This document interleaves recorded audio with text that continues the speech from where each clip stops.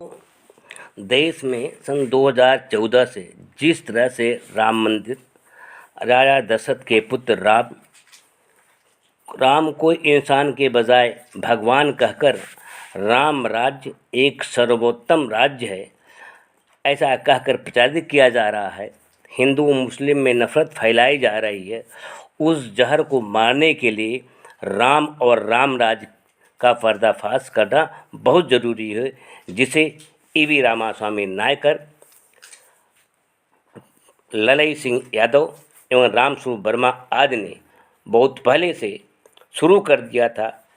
उसी को आगे बढ़ाते हुए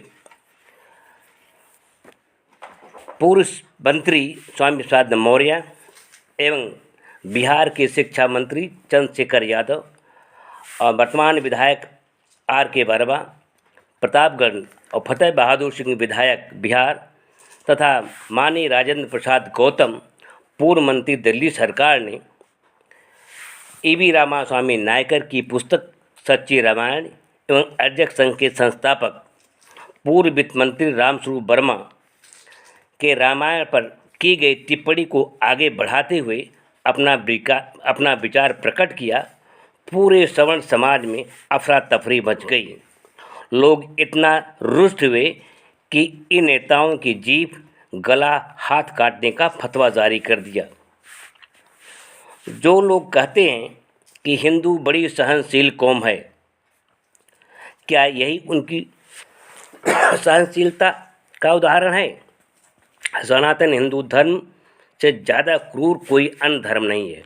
जिस धर्म के लोग सनातन धर्म, संस्कार, परंपरा, प्रथा जैसे सती प्रथा, नरबलि, चरक पूजा, हरि बोल, काशी करवट, गंगा प्रवाह के पालन के लिए अपनी माँ, बहन, बेटियों को आग में जला दी, कन्या को दूध में डुबोकर मार दिया, या कि माँ के स्तन में अफीम लगा कर को मार दिया और गंगा में डुबो कर अपने बूढ़े माता पिता को गंगा में डुबो कर मार दिया।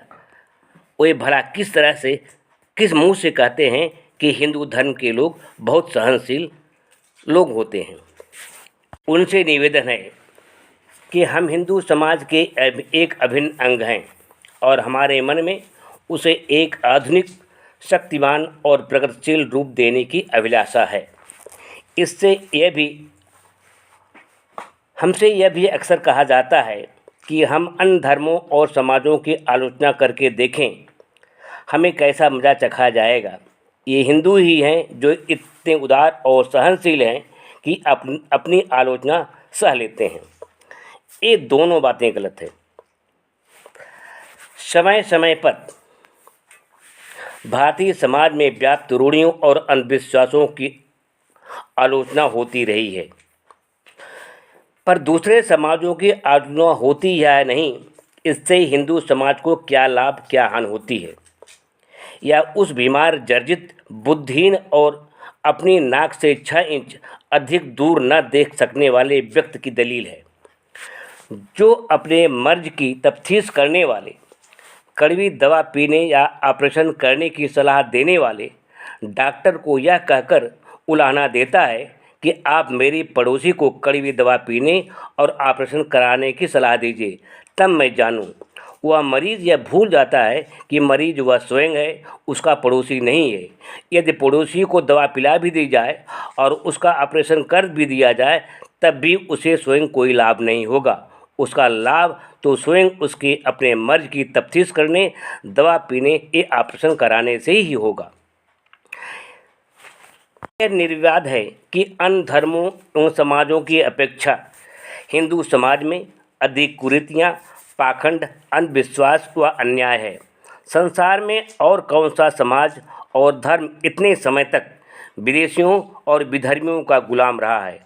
अन्य धर्मों व समाजों को सुधार व परिवर्तन की अवस्था होगी तो स्वयं इसका प्रबंध कर लेंगे। हर व्यक्ति को अपने ही धर्म और समाज की चिंता करनी चाहिए। दूसरे धर्मों की आलोचना से सांप्रदायिक मनमुटाव ही बढ़ता है, कहीं कुछ सुधार नहीं हो पाता है। इस बात में कोई इशारा नहीं है कि हिंदू उदार व सहनशील है।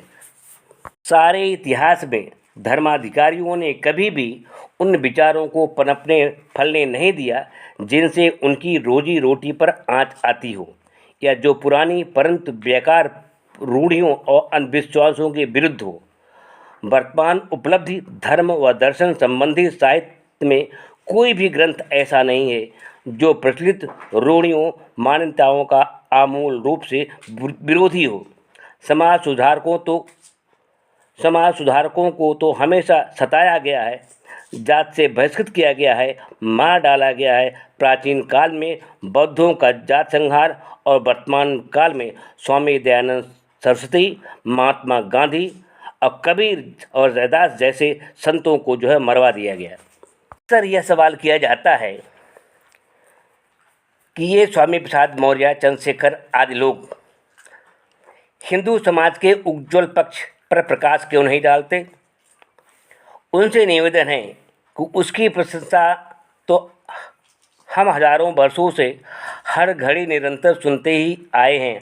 आज भी अखबारों, रेडियो, धार्मिक सभाओं में और कथावाचक पंडा बाबा तो हमेशा करते ही रह रहे हैं। क्या काफ़ी नहीं है? और सबसे महत्वपूर्ण प्रश्न यह है कि वह उज्ज्वल पक्ष है कौन सा? वह कौन सी प्रथा, कौन सा नियम, कौन सी विशेषता है जिसकी प्रशंसा की जाए?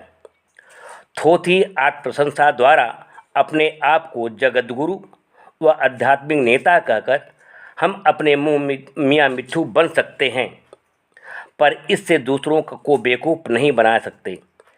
देखते हैं कि हिंदू 2000 वर्षों से गुलाम रहे हैं, और जो धर्म समाज इतने दिन गुलामी सह सकता है, उसकी अपनी महानता की बातों का क्या मूल्य है? रामायण से क्या शिक्षा मिलती है? श्री रामचंद्र ने रावण से युद्ध इसलिए नहीं किया कि उससे देश का या समाज का कोई भला होता। उन्होंने युद्ध केवल अपनी पत्नी सीता को मुक्त कराने के लिए किया, अन्यथा 13 वर्ष चुपचाप बैठे रहने का क्या औचित्य था। और जब रावण की मृत्यु के उपरांत सीता को ही श्री राम के सम्मुख लाया गया तो उन्होंने उसे स्वीकार करने से मना कर दिया, यह कहकर कि रावण के यहाँ रहने के बाद यह भ्रष्ट हो चुकी है और रावण से विजय भी रण कौशल या सूरवीरता से नहीं, रावण के भाई विभीषण की गद्दारी से, जिसे रावण की गद्दी और रावण की रानी मंदोदरी देने का प्रलोभन दिया, राज और दूसरी की बीवी का लालच देना, यह भगवान का गुण है। इसे हम भगवान कह सकते हैं? श्री कृष्ण ने भी कुरुक्षेत्र के युद्ध में अर्जुन को देश या समाज के हित में लड़ने के लिए प्रेरित नहीं किया, बल्कि पृथ्वी पर व्यक्तिगत राज स्थापित करने या स्वर्ग प्राप्त के लिए किया। फिर भी यह गृह युद्ध या भाई भाई का युद्ध, जिसे हम धर्म युद्ध मानते हैं, छल कपट व कूटनीति से जीता गया, धर्म या शौर्य से नहीं। श्री कृष्ण ने अपनी सारी सेना तो कौरवों की दी और स्वयं निहत्थे पांडवों की ओर से रहे, ताकि जो जीते उनका आभारी रहे। जिस देश, समाज व धर्म में महान व आदर्श पुरुष भी अपने भाइयों से छल कपट व कूटनीति द्वारा विजयी हो, वहाँ साधारण व्यक्ति को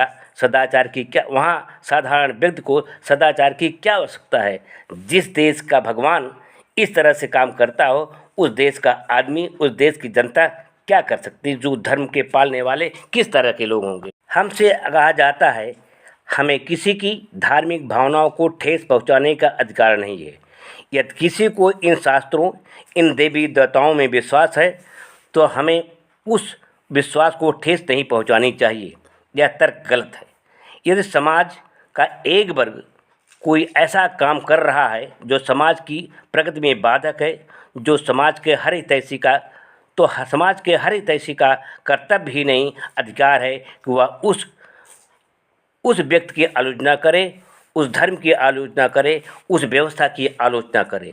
यदि कुछ लोग अंधश्रद्धा के कारण आज भी सती प्रथा, नारी बलि, बालिका वध में विश्वास करते हैं तो क्या उन्हें रोका नहीं जाएगा? यदि कोई शास्त्रों में विश्वास रखने के कारण छुआछूत का पुजारी है तो क्या उसकी आलोचना नहीं की जाएगी? यदि धर्मशास्त्रों के विश्वास के कारण कोई स्त्री और शूद्रों की पिटाई की वकालत करे, उसको पीटना उसका विश्वास कहे, तो क्या उसको रोका नहीं जाएगा? रामास्वामी नायकर, पेरियार ललई सिंह यादव, स्वामी प्रसाद मौर्य, चंद्रशेखर यादव, आर के वर्मा एवं रामस्वरूप वर्मा ने जो उदाहरण प्रस्तुत किया है वह हिंदू शास्त्रों के आधार पर ही दिया है, उसमें अलग से कोई अपने मन से बात नहीं लिखी है।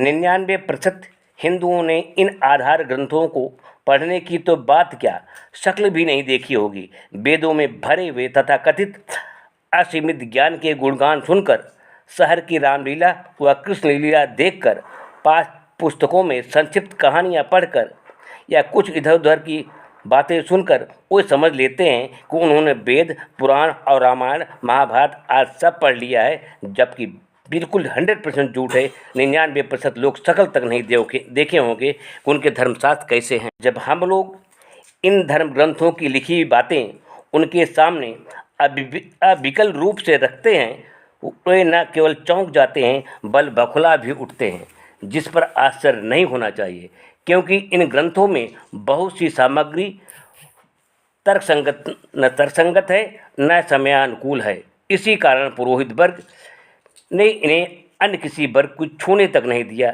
जहाँ ईसाई बाइबल की करोड़ों प्रतियां सैकड़ों भाषाओं में अनुवाद करके संसार भर में मुफ्त बांटते हैं, पढ़वाते हैं, वहाँ हमारे यहाँ धर्मशास्त्रों में विधान है कि वेद का एक शब्द भी यदि किसी नीच और स्त्री के कान या वैश्य के कान में पड़ जाए तो उसके कान में गर्म शीशा भर दिया जाए।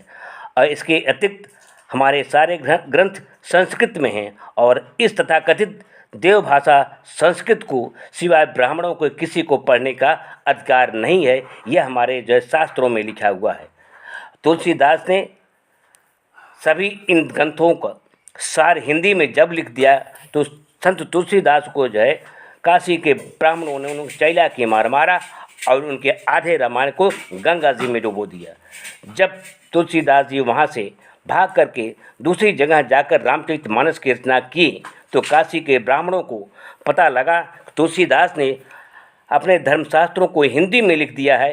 तब उन्होंने एक षड्यंत्र करके यह प्रचारित किया कि रामचरितमानस का पाठ अखंड पाठ करना चाहिए, उसका सप्ताह या पाठ नहीं बैठना चाहिए, अन्यथा उसका सब ब्राह्मण धर्म का, हिंदू धर्म का, सनातन धर्म का सब भेद खुल जाएगा। इसलिए हमारे तथाकथित ओबीसी भाई लोग भी आज भी नासमझी में उन शास्त्रों का अखंड पाठ करते हैं, कभी पाठ नहीं करते।